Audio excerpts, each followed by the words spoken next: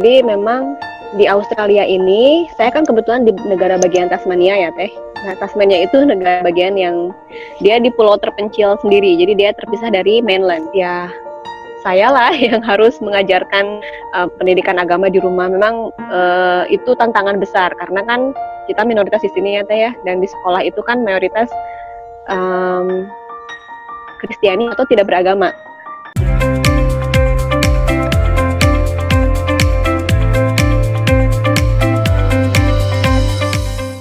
Video ini didukung oleh Nice Hijab, simply elegant and syar'i. Assalamualaikum Nice Friends, jumpa lagi di Nice Sharing. Nah, sharing kali ini agak berbeda karena di tengah wabah COVID-19 yang belum reda, jadi kita sharingnya via jarak jauh dengan salah satu narasumber kita. Oh ya Nice Friend, di Nice Sharing kali ini saya memakai koleksi terbaru dari Nice, yaitu Ruqayyah Set. Kainnya dari woolly crepe yang nyaman untuk beraktivitas sehari-hari ataupun untuk di rumah, dengan detail khimar, ada kerut di kanan dan kiri mempermanis tampilannya. Juga seperti biasa pad antem yang bisa membuat pipi kita terlihat lebih tirus. Ini juga dengan lengannya yang wudu friendly, jadi memudahkan untuk Nice Friend kalau mau berwudu, juga bisa busui friendly bagi Nice Moms yang masih menyusui, juga dengan detail kerut di bawahnya yang bisa mempermanis, mempercantik tampilan Nice Friend di rumah. Jadi Ruqayyah Set ini bisa dipakai baik untuk acara formal maupun santai. Ada 3 warna pilihan, silahkan langsung cek di Nice_Hijab official. Di Nice Sharing ini kita akan sharing dengan salah satu teman saya waktu kuliah dulu. Beliau sedang berada jauh di luar sana. Beliau ini seorang dosen dan sekarang kebetulan sedang melanjutkan studi di Australia. Nah, mau tahu cerita bagaimana cerita beliau di sana? Kita langsung tanya-tanya sama Ibu Nita Novianti. Assalamualaikum Bu Nita. Waalaikumsalam warahmatullahi wabarakatuh, Tayupi.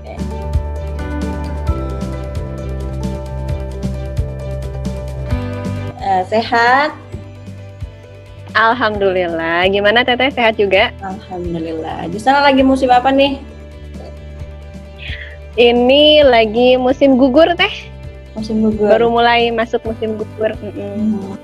Udah berapa tahun di sana? Musim gugur ini pas setahun. Jadi pas dulu kita datang itu pas lagi musim gugur. Oh. Jadi sekarang ke musim gugur lagi, berarti setahun. Ambil studinya di mana? Di UTAS. University of Tasmania. Ambil apa kalau boleh tahu? Sebenarnya sih saya ngambilnya English Education, karena saya kan ngajar sastra ya di UPI. Jadi sekarang lebih ke educationnya sih, karena di sini Faculty of Education, tapi fokus saya tetap di English Education. Nah, di tengah-tengah antara harus studi, terus bawa anak-anak juga kan ya, bawa keluarga ke sana. Bawa ya. Itu apa sih waktu awal adaptasinya gimana sih gitu kan? Karena dari segi bahasa anak-anak juga kan harus disiapkan pendidikannya. Terus pendidikan anak-anak itu adaptasinya gimana? Kalau boleh tahu. Kebetulan saya langsung bawa yang keluarga. Biasanya kan sendiri dulu, umumnya biasanya mahasiswa PhD di sini yang dari Indonesia, mereka sendiri dulu datang, terus mereka adaptasi dulu, nanti baru bawa keluarga.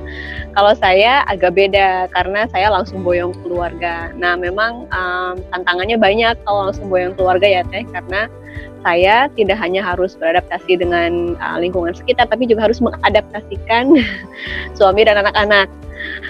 Mungkin yang paling sulit sebenarnya sih karena saya sudah pernah dulu kan S2 saya di Amerika, jadi saya sudah kira-kira sudah tahu lah ekspektasinya seperti apa ya.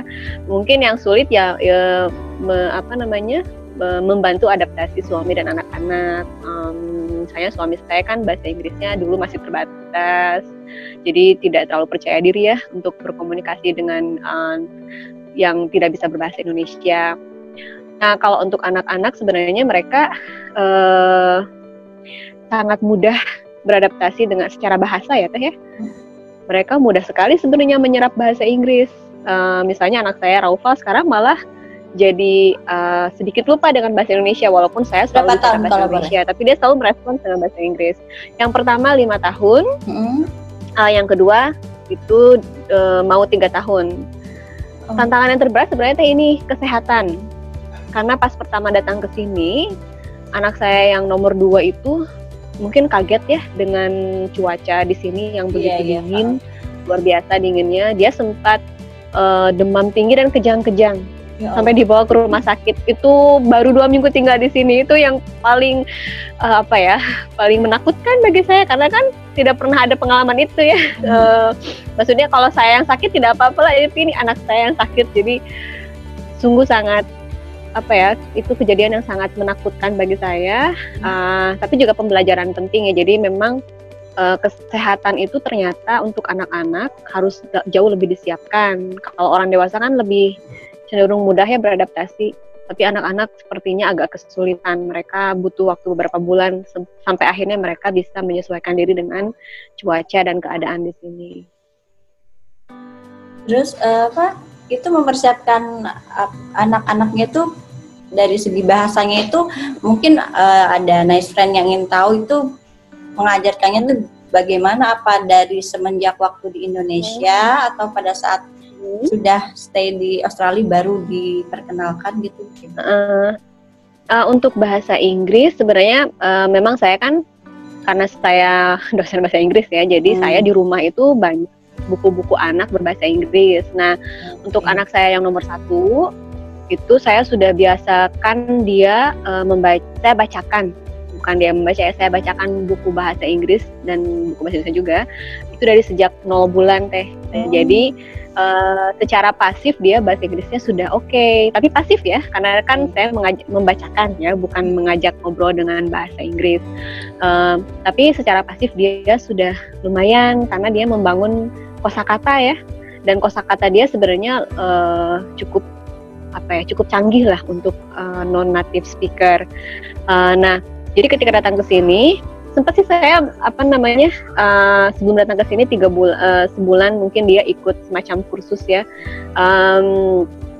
Kalau waktu itu saya memasukkan dia ke kursus bahasa Inggris, alasannya karena dia pengen keluar dari sekolahnya. Dia tuh dulu mogok sekolah, nggak mau sekolah. Dia masuk TK ya, TK di salah satu TK Islam di dekat rumah saya. Dan ternyata dia bosen sekolahnya. Itu masa-masa yang juga sebelum berangkat itu banyak hal yang harus disiapkan ya, termasuk sekolah. Jadi dia tiba-tiba tidak mau sekolah, dia mogok sekolah, dia selalu punya alasan saya nggak mau sekolah. Apapun alasannya, misalnya sampai nangis di kelas, terus pengen pulang gitu. Nah, akhirnya saya coba kursuskan bahasa Inggris dan karena cuma 1 bulan ya, jadi sebenarnya tidak begitu efektif. Tapi ternyata setelah datang ke sini, yang paling efektif itu adalah menjerumuskan anak ke lingkungan berbahasa Inggris. Jadi dijebrosin aja Teh. Dijebrosin aja. Nah, jadi lama-lama dia bisa bisa pick up ya, dia bisa memahami gitu. Oh, ini teman-teman saya ngomong apa, dia bisa paham gitu. Nah, karena dia sudah punya basic vocabulary yang kuat, dia sebenarnya lumayan oke. Dia di kelasnya itu justru malah anak saya itu satu-satunya yang bisa baca bahasa Inggris di kelasnya, karena saya biasakan bacakan bahasa Inggris ya. Walaupun secara speaking dia sama aja dengan yang lain, dia perkembangannya sama, tapi secara skill bahasa membaca dia lebih unggul karena saya biasakan baca buku dari kecil. Gurunya sampai nanya ke saya, "How did you teach him?" katanya.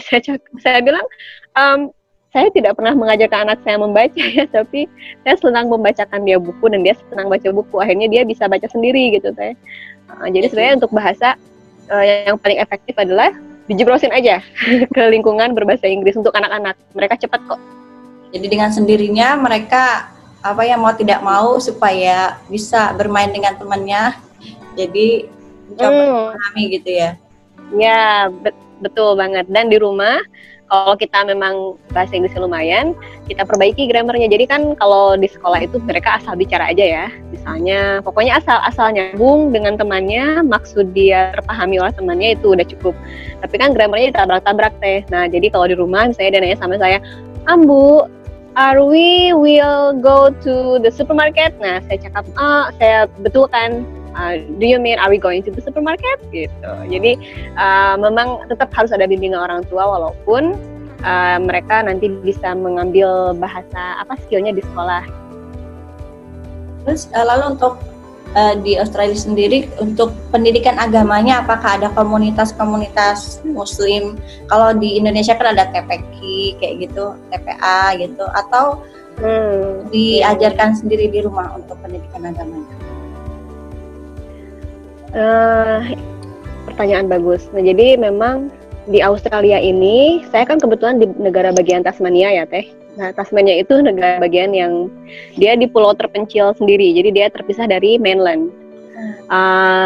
Dia kalau di kita mungkin pulau luar dari Jawa, jadi Jawanya itu ya di mainland. Nah, kalau di kota-kota besar seperti Sydney, Melbourne, dan kota besar lainnya Perth, itu komunitas muslimnya sudah banyak, sudah kuat, bahkan sudah ada sekolah Islam yang resmi ya, sekolah formal seperti SDIT mungkin ya, kalau di kita ya SMPIT sudah ada. Kalau di Tasmania jangankan sekolah formal, komunitas yang sekolah agama pun ya dia lebih cenderung ke volunteer saja. Misalnya ada imam dari Pakistan membuka rumahnya untuk semacam madrasah ya, kita datang nanti ke rumah dia. Tapi semenjak saya datang ke sini, kebetulan si imam tersebut yang biasanya membuka rumahnya untuk belajar, untuk menjadi madrasah untuk anak-anak itu pulang ke negara asalnya. Jadi otomatis ya saya lah yang harus mengajarkan pendidikan agama di rumah. Memang itu tantangan besar karena kan kita minoritas di sini ya Teh ya, dan di sekolah itu kan mayoritas Kristiani atau tidak beragama. Jadi mereka biasa merayakan perayaan-perayaan yang kita nggak merayakan ya. Jadi itu benar-benar harus sering dialog dengan anak, memahamkan bahwa kita tidak merayakan itu ya. Ya kita boleh mengucap bukan mengucap selamat ya, kita boleh ikut bahagia, ikut dengan kegiatan mempersiapkannya, tapi kita tidak merayakannya. Yaitu setiap hari bahasannya seperti itu karena banyak eventnya Teh, perayaannya banyak ya, setiap tahun tuh berkali-kali ya harus disiapkan. Dan yang pasti ya di rumah itu diajarkan yang dasar seperti mengaji, sholat ya. Itu saya sama suami aja sih yang bekerja sama. Ini malah di sana bisa pendidikan anak-anaknya malah bisa langsung full sama orang tua ya. Ya kan? Iya benar-benar madrasahnya anak-anak tuh benar-benar orang tua tuh ya, di sini tuh benar-benar terjadi Teh. Betul. Tapi kalau di Indonesia kan mungkin kita bisa cari kayak pembantu atau apa, tapi hidup di luar itu tantangannya lebih. Ini nggak ada pembantu, semuanya pegang sendiri, itu susahnya kayak apa? Aduh, itu tak tergambarkan ya Teh. Pokoknya semenjak di sini saya juga dulu multifungsi ya, tapi di sini benar-benar full. Ibu rumah tangga iya, full time mom iya, mahasiswa PhD iya. Saya juga masih kerjakan sebagai penerjemah dan ada kerjaan sampingan lainnya lah ya. Semua saya kerjakan berbarengan gitu. Jadi tapi mungkin itu ya, perempuan diciptakan bisa multitasking dengan sangat baik ya. Walaupun ya pasti ada masa-masa stres, tentu saja iya. Dukungan dari suami yang paling penting.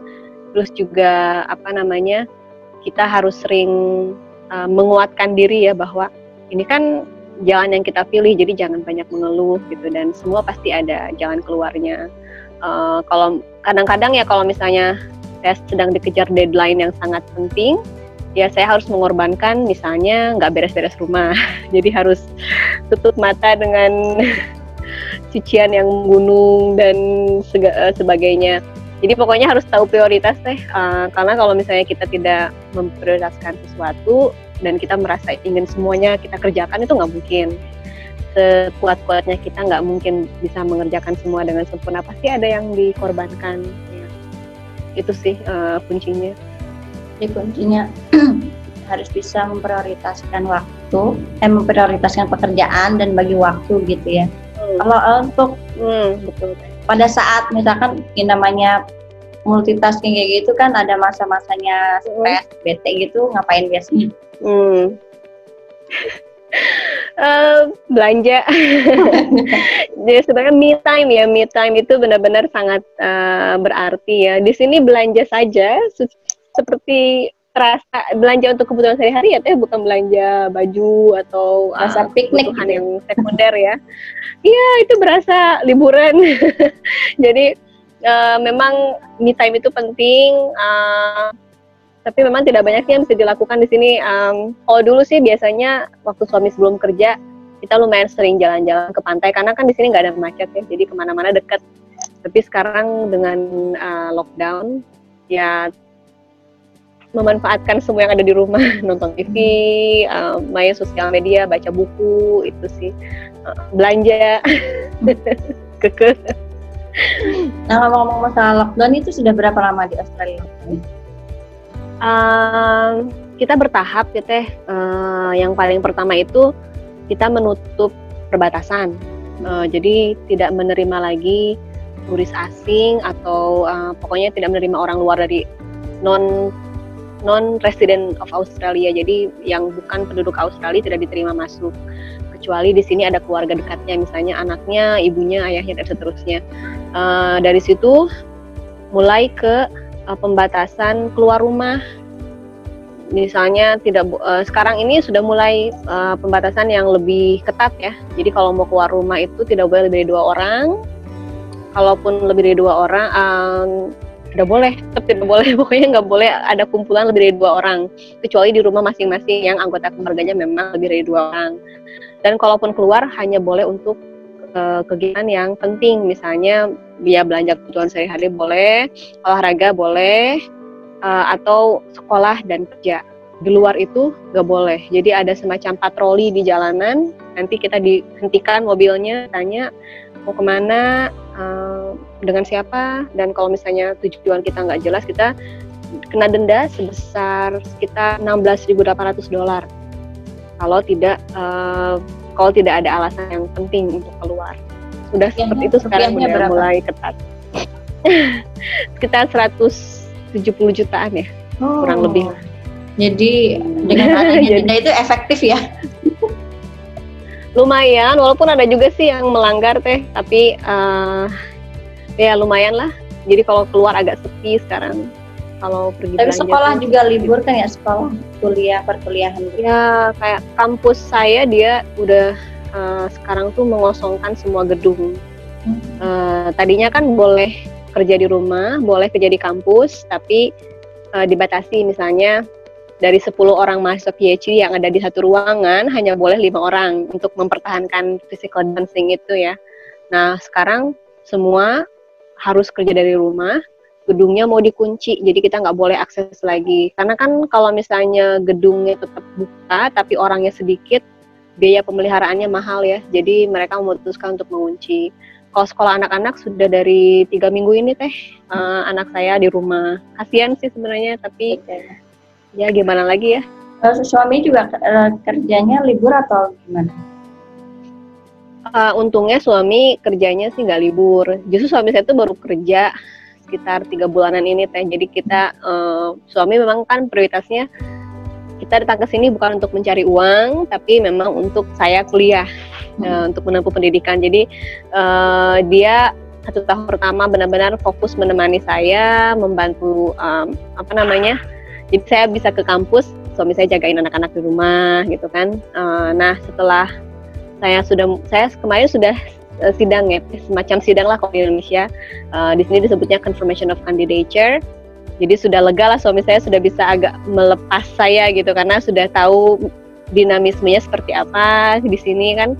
Akhirnya suami saya memutuskan untuk oke deh sekarang mulai kerja gitu, dan kebetulan pekerjaannya itu di perkebunan, termasuk salah satu istilahnya essential jobs. Di sini ada 3 essential jobs, 4 mungkin ya, saya kurang paham. Ada education, pendidikan, kesehatan pasti, kemudian keamanan dan pangan. Jadi yang berhubungan dengan pangan seperti supermarket, perkebunan itu boleh tetap buka. Terus pernah ngalamin Ramadan belum di sana? Iya, udah teh. Tahun lalu kan kita datang ke sini tahun lalu bulan Maret ya. Dan Ramadan itu bulan Junian ya, Mei Juni. Ya, sudah. Ini tahun kedua Ramadan di sini. Gimana rasanya? Beda? Apa perbedaannya? Yang pasti sedihnya kalau mau buka puasa ya harus dengerin azan dari ponsel ya. Nggak ada kalau mau sahur juga nggak ada yang bangunin.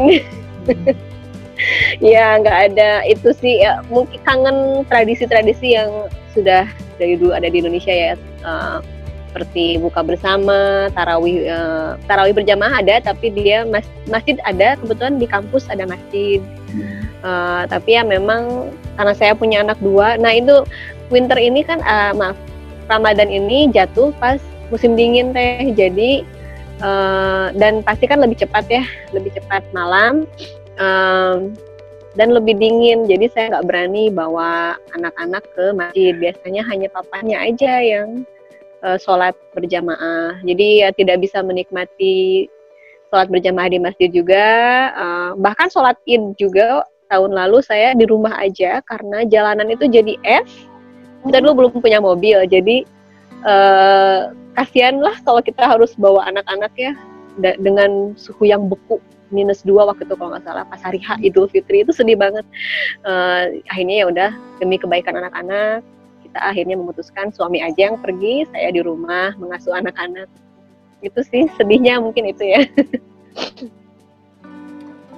Terus kalau kan sebagai agama minoritas di sana itu perlakuan penduduk di sana gimana? Kan kita pakai hijab kayak gitu. Apa biasa aja atau gimana? Secara umum sih biasa aja ya teh, karena di sini banyak imigran. Yang menarik sebenarnya waktu saya dulu tahun lalu berangkat itu 2 minggu sebelum saya berangkat, pas banget 2 minggu sebelum saya berangkat, ada kejadian penembakan yang di di New Zealand itu loh teh. Itu tepat 2 minggu sebelum saya berangkat, sampai ibu saya nanya ke saya, yakin nih mau berangkat gitu kan, karena kebetulan yang pelaku penembakannya kan orang Australia, walaupun kejadian di New Zealand. Nah saya sempat takut juga sih, agak ini saya mau berangkat sih 2 minggu lagi gitu ya, saya pakai jilbab juga kan. Yang saya lebih takut sebenarnya keselamatan anak-anak. Kalau saya sih ya namanya ibu ya, yang pasti kita lebih concern dengan anak-anak. Tapi ternyata setelah datang ke sini, secara umum ya orang-orang cuek ya, tidak begitu mempedulikan penampilan kita. Karena ternyata di tempat saya ini banyak imigran dari seperti Nepal, Afghanistan, Bhutan. Jadi cukup beragam. Walaupun ya memang ada aja sih perbuatan rasisme, tapi saya tidak pernah mengalami karena kerudung saya ini, nggak pernah. Anak-anak juga nggak pernah ngalamin itu ya, kayak rasisme gitu nggak ya? Iya, ada sih pertanyaan yang lucu, tapi saya karena kan anak-anak bercerita dengan cara yang dengan cara mereka sendiri ya, jadi saya kurang paham. Tapi pernah anak saya tuh menyinggung masalah mata, warna mata. Jadi temannya, saya kurang paham apa yang sebenarnya yang terjadi, tapi sepertinya sih temannya mungkin berkomentar tentang kenapa dia matanya tidak biru atau hijau, tapi coklat, dan warna kulitnya kenapa tidak putih. Sempat sih anak saya nanya, aku kenapa mata saya kok coklat, nggak biru, nggak hijau seperti teman-teman saya. Tapi nggak pernah sih sampai yang didiskriminasi sama teman-temannya ya. Karena teman-temannya juga masih kecil-kecil ya, tapi mereka mungkin mempertanyakan kenapa sih matanya beda gitu sama warna kulitnya. Itu aja sih, tapi nggak pernah ada yang serius. Ini di Australia sendiri itu ada apa namanya kegiatan rutinitas hari-harinya gimana, kan membagi waktu antara kuliah, anak-anak, terus ngajarin anak-anak, itu bagi waktunya gimana? Kebetulan karena kalau di sini kan PhD-nya tidak mengambil mata kuliah yang mengharuskan kita ke kampus ya. Ada sih, kita harus mengambil 4 mata kuliah, 2 mata kuliah wajib, 2 mata kuliah pilihan. Biasanya mata kuliah itu 75% online, 25% offline. Jadi hanya mengharuskan mungkin dari 1 semester itu 3 kali saja ke kampus. Ada juga yang full online. Jadi memang memudahkan ya bagi saya yang seorang ibu rumah tangga di sini. Memang bisa, jadinya saya bisa kerja dari rumah. Tapi memang waktu saya sih jujur lebih tersita untuk pekerjaan rumah ya Teh ya, dan mengurus anak-anak. Apalagi sekarang dengan kondisi anak-anak harus di rumah, tidak boleh sekolah. Mungkin 75% waktunya saya luangkan untuk urusan rumah dan anak-anak, 20%-nya untuk saya. Jadi biasanya saya mengerjakan pekerjaan ya sebagai mahasiswa itu kalau tidak malam hari, anak-anak sudah tidur, subuh biasanya Teh waktu yang paling kondusif. Jadi anak-anak kan masih tidur ya, saya juga masih segar otaknya.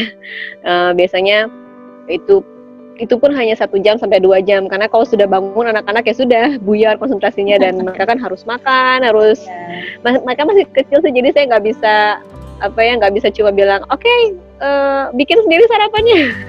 Harus dibuatkan dan sebagainya ya sudah ya, itu seperti itu sih rutinitasnya. Kalau misalnya ada deadline yang kalau dulu sih masih boleh ke kampus, jadi kalau suami ada di rumah saya manfaatkan untuk pergi ke kampus karena lebih konsentrasi ya, dan internet koneksinya bagus di kampus. Kalau sekarang ya full harus di rumah, jadi benar-benar harus mencari waktu luang. Anak-anak anteng dengan mainannya, saya mungkin bisa mengerjakan, bisa nulis, bisa baca gitu untuk PhD saya. Ya paling ya itu Teh 20% aja dari 1 hari. Jadi ya Masya Allah, mungkin kebanyakan orang yang membayangkan seorang perempuan yang studi lanjut di luar negeri itu mungkin bayanginnya sama studinya gitu, tapi ternyata ternyata kan enggak ya, malah justru bisa jadi fokus ngaji juga di rumah, nggak ada pembantu juga gitu kan ya. Nggak ada. Sering sama anak-anak daripada untuk sebenarnya betul sekali itu poin yang poin Teteh yang Teteh angkat itu betul sekali Teh. Jadi justru di sini saya lebih bisa memperhatikan anak-anak. Misalnya anak saya yang nomor 2 aja ya, dulu waktu di Indonesia dia kurus banget Teh. Di sini karena saya ibunya langsung yang mengurus ya, yang sehari-hari memperhatikan dia. Alhamdulillah dia berat badannya naik, sekarang dia lebih cabi gitu ya, dan secara pendidikan juga lebih terkontrol ya, bacanya, ngajinya gitu. Memang betul Teh, justru, dan sebenarnya memang tantangan yang paling besar untuk perempuan yang mengambil studi lanjut dengan membawa keluarga itu sebenarnya justru justru mengurusi keluarga. Karena kalau untuk sekolahnya, untuk kegiatan di sekolah yang berhubungan dengan sekolah itu sebenarnya cukup relatif mudah ya Teh, tapi yang justru paling menantang itu sebenarnya ya menyeimbangkan dengan tantangan dari yang datang dari keluarga gitu, dari mengurus keluarga itu. Betul banget Teh. Jadi intinya kembali lagi ke ibunya bisa membagi waktu enggak gitu kan ya, bisa memprioritaskan hal-hal yang mana yang harus didulukan kayak gitu ya. Mungkin nanti pada saat kembali ke Indonesia juga kebiasaannya akan berubah ya, kalau melihat kebiasaan sudah biasa semua dihandle sendiri, balik ke Indonesia mungkin juga lebih concern sama anaknya mungkin. ya kan? Mungkin ya, mudah-mudahan ya. Tergantung tuntutan kerja. Iya betul. Jadi intinya nggak ada masalah untuk perempuan untuk lanjut studi selama kewajibannya itu tetap bisa dilaksanakan gitu ya. Betul sekali. Pokoknya apa? Niat yang kuat ya Teh ya, niat yang kuat dan selalu ikhtiar. Ada sih teman saya di sini, kebetulan dia PhD juga, dia perempuan, dia punya anak 2 juga sama dengan saya. Nah, dia berangkat duluan sendiri Teh ke sini. Rencananya tadinya suami dan anak-anak menyusul bulan Mei. Tapi ya itu ya, walau kehendak Allah berkata lain dengan keadaan COVID-19 sekarang, dia jadinya nggak bisa bawa keluarganya sesuai rencana. Tahun ini kayaknya nggak mungkin. Tahun depan mungkin ada celah ya, mungkin ada kesempatan tahun depan. Tapi tahun ini nggak bisa. Dan tantangan dia ya sama. Sebenarnya terlihat, oh dia kan jadi enak ya nggak bawa anak, nggak bawa suami gitu kan. Tapi sebenarnya justru secara psikologis dia juga harus berjuang untuk melawan rasa rindunya kan, rindu sekali dengan anak-anak, kemudian juga kesepian, apalagi sekarang dengan lockdown ini kan dia sendirian di rumah. Jadi sebenarnya semua orang itu punya tantangan masing-masing gitu dan tergantung niatnya ya dan niat dan istiqomah. Iya kan, kalau ibunya insya Allah pendidikannya baik, insya Allah menghasilkan keturunan yang berkualitas juga tentunya. Amin ya rabbal alamin. Mudah-mudahan Teh jadi doa. Oke Anita, makasih banyak ya udah sharing sama kita. Ya Teh, sama-sama. Bisa menginspirasi nice friend mungkin yang ada yang mau lanjut studi keluar. Oh ya, Anita dapat beasiswa kan ya, full beasiswanya? Iya, saya dapat beasiswa dari universitas. Jadi nah ini juga mungkin kebanyakan kan teman-teman mungkin mengira kalau untuk kuliah luar negeri harus dapat beasiswa dari semacam yayasan seperti LPDP ya, atau AAS, misalnya Australian Award Scholarship. Ada lagi alternatif lain yaitu dari beasiswa dari kampus. Nah kebetulan saya dapat dari kampus. Ada 2 jenis beasiswa. Pertama beasiswa tuition fee atau istilahnya SPP ya. Dan yang kedua beasiswa biaya hidup. Nah, saya dapat dua-duanya alhamdulillah. Jadi sebenarnya banyak jalan untuk bisa S3, jangan terpaku dengan pemberi beasiswa yang sudah ada, tapi coba lihat jalur-jalur yang lain, terutama jalur kampus. Gitu. Jadi sering-sering cari info aja ya kalau mungkin yang mau betul Teh. Memang kalau kuncinya kalau mau studi di sini, studi luar negeri ya kita harus rajin-rajin cari informasi dan rajin baca. Karena biasanya informasinya itu tak tersembunyi di halaman yang panjang gitu di bagian mananya. Jadi harus benar-benar rajin baca. Makasih Anita, mudah-mudahan menginspirasi nice friend, terutama ibu-ibu mungkin yang selama ini mau lanjut studi keluar tapi banyak hal yang harus dipertimbangkan gitu kan ya. Mungkin dari sini bisa sedikit ada gambaran gimana kehidupan di sana gitu. Mudah-mudahan dilancarin ya semuanya, bisa lulus tepat waktu. Amin. Kembali ke Indonesia lagi. Sehat-sehat buat. Amin, makasih banyak doanya. Salam buat keluarga. Iya, Teteh juga. Iya, nanti saya sampaikan. Makasih banyak ya Teh. Ya, sama-sama Teh. Ya, assalamualaikum. Insyaallah.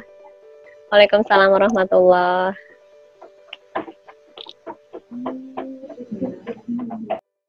Oke, nice friend, tadi itu wawancara kita dengan salah satu teman saya. Mudah-mudahan nice friend bisa mengambil hikmah atau pelajarannya. Intinya kita sebagai wanita tidak ada masalah untuk melanjutkan studi kita selama kewajiban kita sebagai ibu, sebagai istri tetap bisa terpenuhi. Karena Bunda Aisyah pun beliau adalah seorang wanita yang cerdas dalam banyak bidang, dalam kedokteran, dalam sastra. Beliau juga menjadi guru-guru, menjadi perawi hadis, banyak hadis-hadis dari Rasul yang beliau riwayatkan. Jadi selama kewajiban kita sebagai seorang ibu, seorang istri, seorang wanita terpenuhi, tidak ada masalah untuk melanjutkan kita studi, karena dari seorang ibu yang cerdas, dari seorang ibu yang berpendidikan, insya Allah akan lahir generasi-generasi yang berkualitas juga. Dan jangan lupa bukan hanya pendidikan umum yang kita tingkatkan, tapi pengetahuan kita tentang agama pun harus lebih ditingkatkan lagi. Oke, nice friend, semoga bisa mengambil hikmah dari video kali ini. Jangan lupa like, share, dan subscribe video ini ya. Terima kasih banyak nice friend. Wassalamualaikum warahmatullahi wabarakatuh.